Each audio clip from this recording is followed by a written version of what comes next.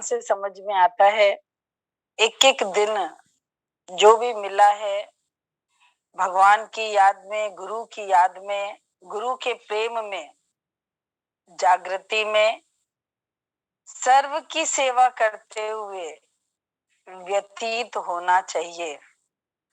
और शायद उम्मीद है सभी का जीवन भगवान की भक्ति में ही व्यतीत हो रहा है और इस अनुभव से सभी बहुत प्रसन्न हैं।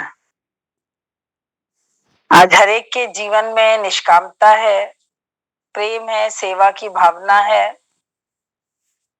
हर एक व्यक्ति त्याग भावना से बैठा है, सुख देने की कोशिश है। बाकी तो हर जगह प्रारब्ध रुकावट आ जाती है। ये सब गुरु जी के आशीर्वाद से ही संभव हो पाया है। जग के नाते बंधन सारे धीरे धीरे खुलने दो, हाथ पकड़ लो सतगुरु का तुम, बाकी सारा छोड़ दो। ये जितना हो सके उतना करो और बाकी सब कुछ भगवान के श्री चरणों में अर्पित कर दो। अभी तक तुमने कराया तो कार्य संपन्न हुआ, आगे भी प्रभु तुम कराओगे तो कार्य संपन्न हो जाएंगे। हर वक्त भगवान की समर्थता और अपनी असमर्थता का बोध होना चाहिए। जीव में कोई ताकत नहीं है, लेकिन जीव व्यर्थ में अभिमान करता है। मैं ये करूंगा, मैं ये करूंगा।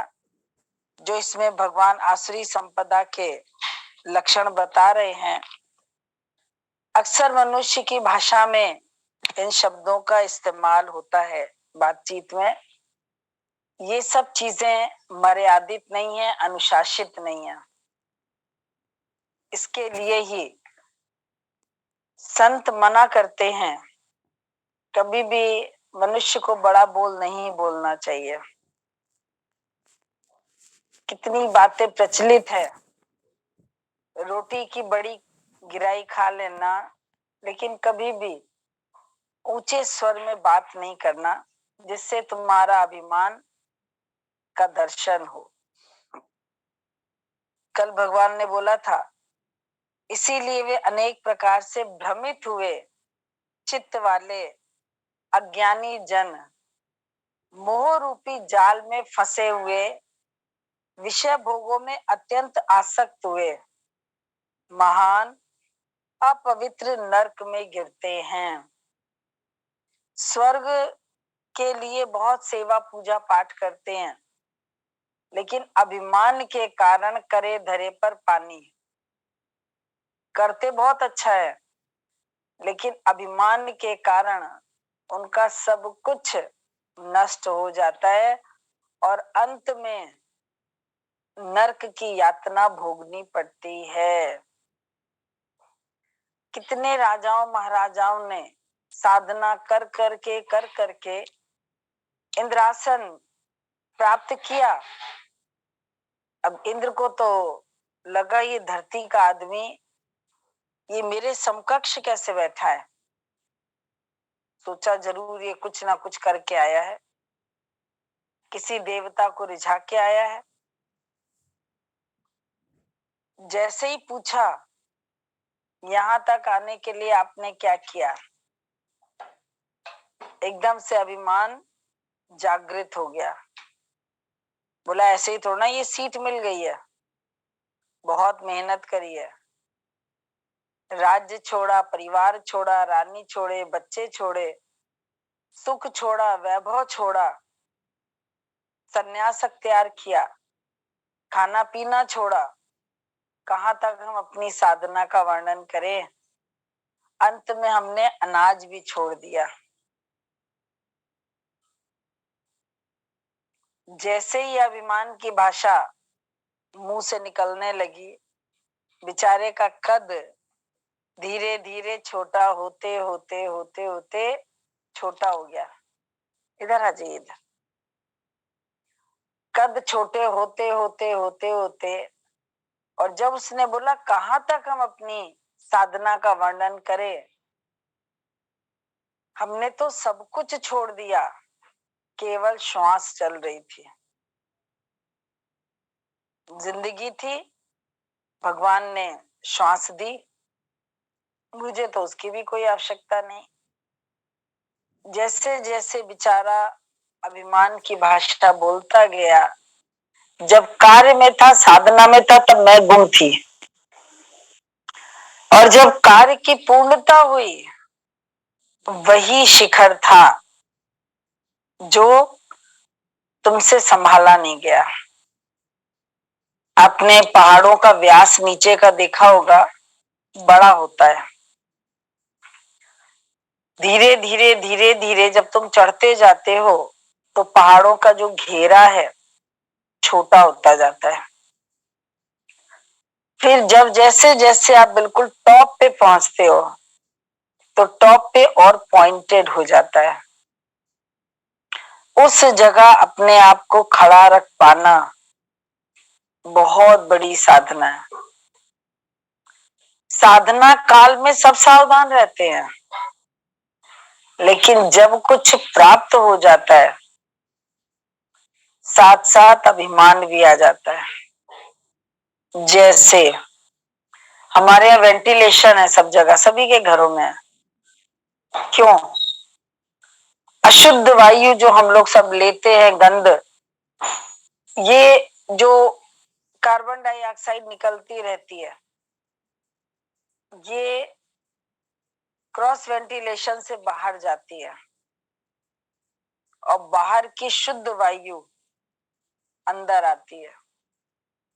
लेकिन अब वायु के साथ क्या मिले रहते हैं?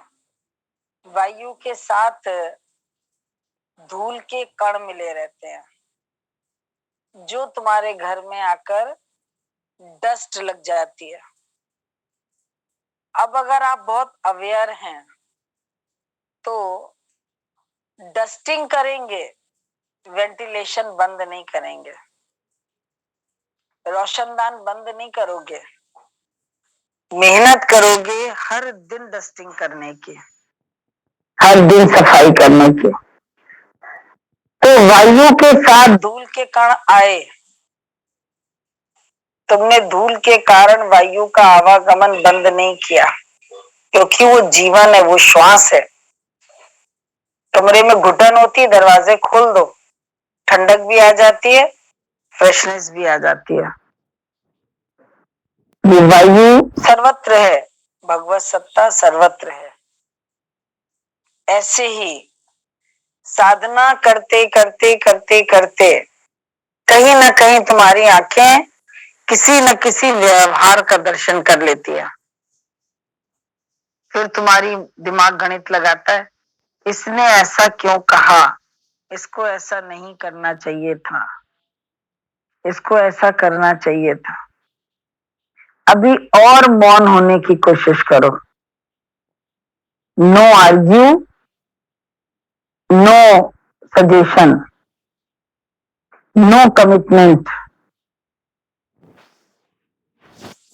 अब ये विचार करो, तुम्हारा कहीं भी कुछ भी बोलना यूजलेस है, क्योंकि हर एक व्यक्ति वही करता है जो उसको अपने अंदर से विचार आता है। तो कहीं जो हम लोग राय और चाय बहुत देते रहते हैं ना, बहादुरी खत्म हो गई। भगवान ने तो राय बहादुर की उपाधि दी थी, लेकिन बहादुरी खत्म हो गई, राय और चाय रह गई धरातल पे। राय देने की आदत, चाय पिलाने की आदत, ये दो चीजें रह गई बस। तो इसीलिए संत बार बार एक ही विचार तुम्हारे अंदर डालता है, प्रभु परायणता। ये जो हो रहा है, जैसा हो रहा है, इसमें मैं मोह रूपी जाल में मैं ना फंसूं, क्योंकि जाल माना जहां पर इंसान फंस जाता है और निकल नहीं पाता। बोला विषय भोगों में अत्यंत आसक्त हुए, अत्यंत भी बोला है।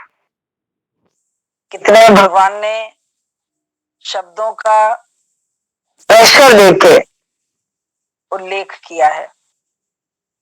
अत्यंत आसक्त हुए महान अपवित्र नरक में गिरते हैं। मतलब नरक भी